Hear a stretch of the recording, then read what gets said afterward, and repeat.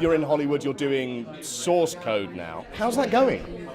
It's been a learning experience. You know, it's so different. It's so different in so many ways from Moon. And one day, when I'm legally allowed, I'll tell you the full story. But it's been very different, and and I've learnt a huge amount. And I think it's a necessary hazing period in order to move on to the ladder of doing bigger budget films where we would get to actually do the things we want to do. So the grand plan is to go sort of back to doing something like Muted. I'd love to, yeah, absolutely. If I have that opportunity, and that's what all of us are trying to work towards, is getting to the point where we can make the films we want to make. But you have to, it's one for them, one for us. How goes development on Mute? There was an early version of the script which got leaked, and there was some mixed reactions to it. But it did actually make me take another look at it, and there are things which I'm going to address, so I'm going to do a little bit of rewriting on it, and hopefully this version no one will see until it actually gets filmed. Oh, go on, leak some scripts. I'll leak some fonts. How about that? No, you were also reading the script for Judge Dredd at one point. Yes. And around that time there were sort of various other projects. I also heard a really random rumour that at one point you were linked to Twilight. I don't know how true that was. There's a flavour of the week syndrome in Hollywood, and there was a period where I was being, talked about and offered all sorts of things, just because I think it was just after the BAFTA. So, lots of scripts got sent my way. Some of them were legit offers. Some of them were just send it out to these directors.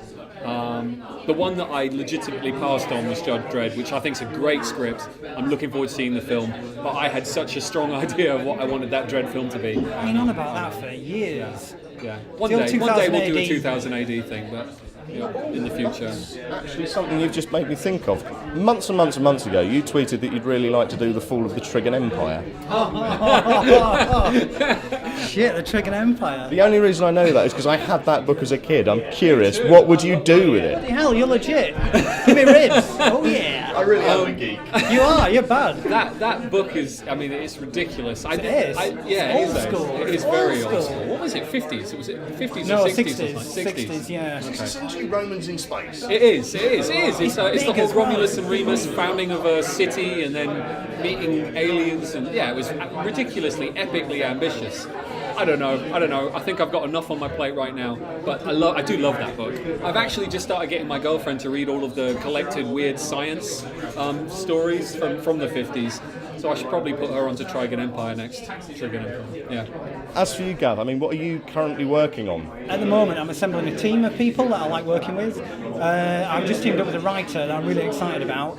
I'm particularly interested in pursuing zombies at the moment, because who doesn't like a good zombie flick? We have a concept which is quite different than the kind of zombie films that are around at the moment. But obviously, it's a different thing because, where I came from coming out with Moon, off the back end of Moon, I'm in a different place than where Duncan is. So right now, I have a science fiction short I'm working up and a treatment for a horror film and a little rom-com thing that I'm kind of playing with as well.